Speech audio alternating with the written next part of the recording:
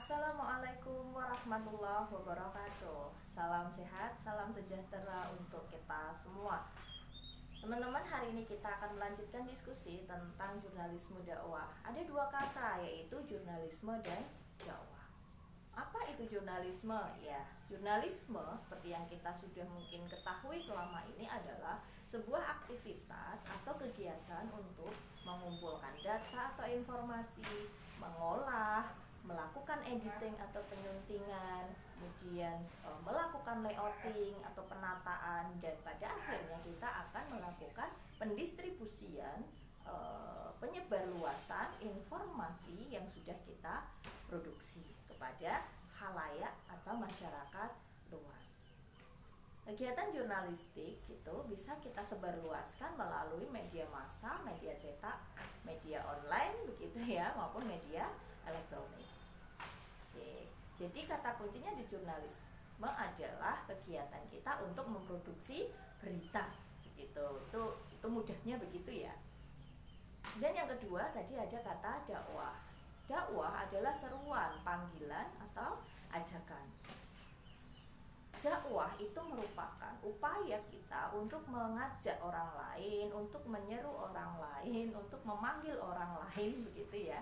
Dan juga memanggil diri kita sendiri agar melakukan kebaikan, berbuat baik kepada orang lain, berbuat baik kepada masyarakat luas, dan juga mengajak orang lain untuk menjauhkan dirinya dari perbuatan-perbuatan yang mungkar atau tidak baik.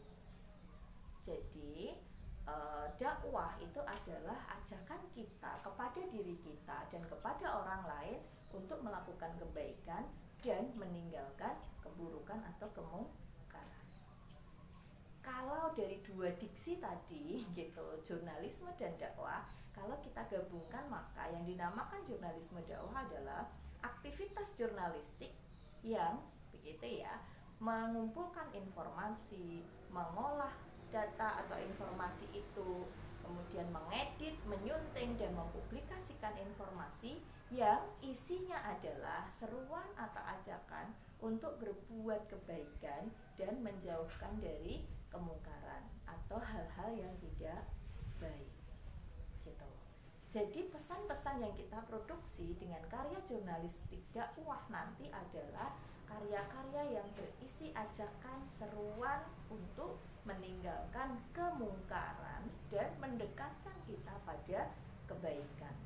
Atau yang paling sering kita dengar gitu ya adalah amar ma'ruf nahi mungkar. Perintah dakwah itu sudah ada di dalam Al-Quran. Sangat banyak surat-surat di dalam Al-Quran yang memerintahkan kita untuk melakukan dakwah kepada masyarakat luas. Kenapa? Karena harus kita ingat bahwa Islam itu adalah rahmatan lil alamin. Islam itu rahmat bagi semua umat di dunia ini, tidak memandang suku, agama, ras gitu ya, bangsa begitu. Jadi lintas batas Islam itu. Jadi bisa kita melakukan dakwah kepada baik masyarakat muslim maupun non muslim. Salah satu ayat saja yang akan saya sebutkan di sesi ini misalnya Quran surat Ali Imran ayat 103. Wal takum minkum khaira ummati yad'una ilal khairi wa ya'muru nabil ma'ruf wa yanhauna 'anil munkar wa ulaika humul muflihun. Ya. Dan hendaklah di antara kamu ada segolongan umat yang menyeru kepada kebajikan, menyeru untuk berbuat ma'ruf dan meninggalkan hal-hal yang berbuat kemungkaran.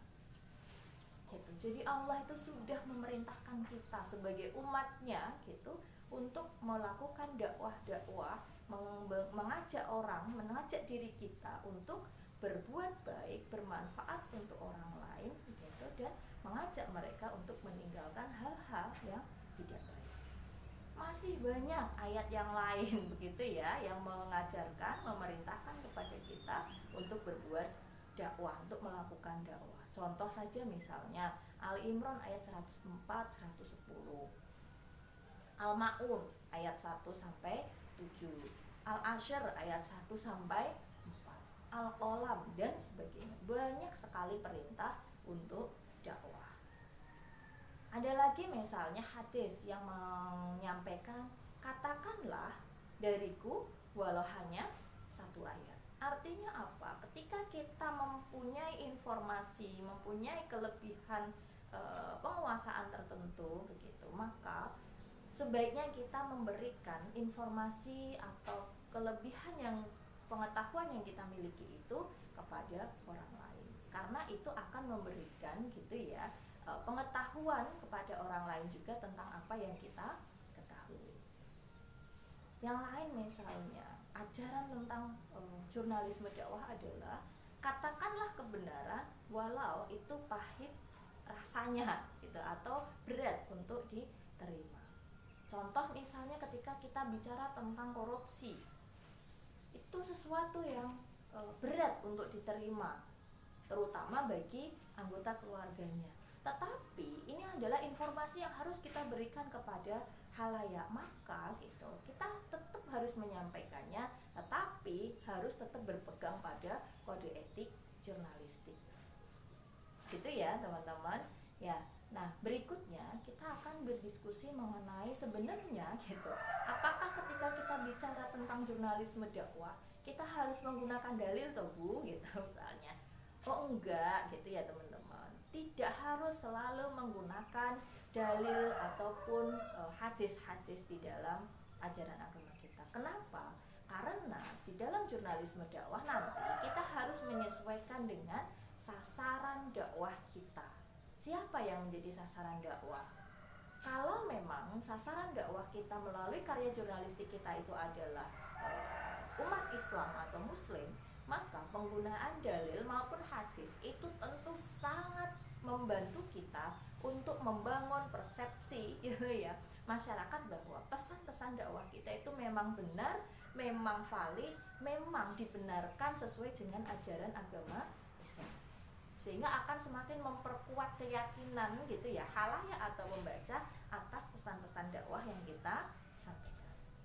Tetapi jika sasaran kita adalah seluruh umat yang ada di dunia ini gitu ya, tanpa melihat agama, tanpa melihat suku, ras, dan negaranya gitu, maka penggunaan dalil itu menjadi sesuatu yang tidak wajib. Kenapa? Karena tadi Islam itu rahmatan lil alamin. Kita berdakwah itu untuk semua umat gitu. Tapi tetap begitu ya, kita berdasarkan dengan landasan keyakinan di dalam agama kita. Itu ya teman-teman. Nah, ketika kita menjadi seorang jurnalis dakwah, maka kegiatan tabayun itu cek dan cross check itu menjadi sesuatu yang sangat penting yang harus dilakukan oleh seorang jurnalis dakwah. Mengapa? Karena tabayun itu merupakan upaya kita memperoleh informasi yang benar-benar valid, yang benar-benar sesuai dengan kenyataan, sehingga informasi yang akan kita sebarkan kepada masyarakat itu adalah informasi yang gitu nanti benar-benar bisa dipertanggungjawabkan gitu ya, tidak kemudian menimbulkan pertanyaan yang pada akhirnya menimbulkan perpecahan di masyarakat. Tabayun penting. Yang kedua, kita tidak dibenarkan gitu ya, kemudian subjektif gitu. Artinya kita memihak salah satu pihak yang kita beritakan. Kita harus objektif sebagai seorang jurnalis dakwah. Tadi ajarannya adalah sampaikan kebenaran walau itu pahit dirasakan. Itu maksudnya apa gitu? Ya sama ini tadi, kita tidak boleh memihak. Kalaupun itu sesuatu berita yang tidak enak, tetapi itu harus kita beritakan, ya monggo diberitakan selama tadi kode etik jurnalistiknya tetap dipenuhi. Kemudian yang berikutnya, tabayun tidak memihak begitu ya, atau tadi berlaku objektif gitu. Maka seorang jurnalis dakwah juga harus mampu menggunakan diksi atau kata-kata yang baik gitu ya, halus, santun gitu. Allah sudah memerintahkan ke kita gitu untuk menyampaikan pesan itu dengan kata-kata yang baik, yang benar. Nah, akan dibuka gitu surat Al-Hujurat itu ya, ada ajarannya tentang bagaimana kita mengatakan dengan perkataan yang baik ya. Itu beberapa hal yang seharusnya kita sebagai seorang jurnalis dakwah lakukan. Nah, isu atau materi apa yang sebenarnya bisa kita angkat di dalam jurnalis dakwah nanti akan dibahas di pertemuan berikutnya, tetapi saya akan berikan gambaran umumnya. Yang pertama bisa berkaitan dengan syariat atau hukum yang berlaku begitu, baik hukum agama, hukum negara yang ada di kita. Yang kedua begitu berkaitan dengan muamalah. Muamalah itu hubungan sosial kemasyarakatan. Yang ketiga berkaitan dengan akidah. Akidah itu kepercayaan kita kepada Sang Pencipta. Itu. Kemudian yang keempat berkaitan dengan akhlak. Akhlak adalah sikap, perbuatan sehari-hari kita dalam kehidupan untuk menjalankan perintah Allah bahwa kita adalah umat yang harus berbuat di dunia untuk ibadah, baik ibadah yang sifatnya kepada Allah Subhanahu wa taala secara langsung maupun ibadah kita kepada masyarakat sekitar kita. Oke, akan kita bahas detail di pertemuan berikutnya. Nah, topik apa yang kita bisa kaji misalnya di karya jurnalistik kita ke depan? Yang pertama misalnya berkaitan dengan gitu ya, bagaimana kaum rebahan hari ini, teman-teman yang milenial golongannya gitu ya, tetap bisa rebahan produktif gitu, bukan rebahan yang rebahan yang yang penting semua berjalan, tetapi kita nanti menyampaikan pesan bagaimana seorang milenial yang rebahannya produktif. Yang kedua misalnya tentang intoleransi dan toleransi. Pandemi COVID-19 ini telah menimbulkan kondisi intoleransi di masyarakat. Bukan intoleransi yang berkaitan dengan keagamaan saja, tetapi intoleransi bertetangga. Bagaimana pada awal-awal pandemi dulu ketika kita sudah mendengar si keluarga itu ODP, baru ODP saja, itu sudah ada stigma yang luar biasa terhadap mereka, sampai gitu ya rumahnya dikunci, tidak boleh keluar rumah. Saking adanya intoleransi. Kenapa? Karena ketidaktahuan masyarakat secara utuh tentang apa itu COVID-19. Ini bisa menjadi ladang dakwah kita gitu. Atau misalnya berkaitan dengan hukum pewarisan atau hukum waris bagi anak angkat, hukum nikah atau hukum perwalian bagi anak yang diadopsi yang kebetulan adalah anak perempuan. Kemudian misalnya yang lain misalnya hukum begitu ya, tentang sepersusuan. Nah, seperti minggu lalu sudah kita bahas. Ada lagi misalnya berkaitan dengan muamalah, misalnya adalah adab bertetangga.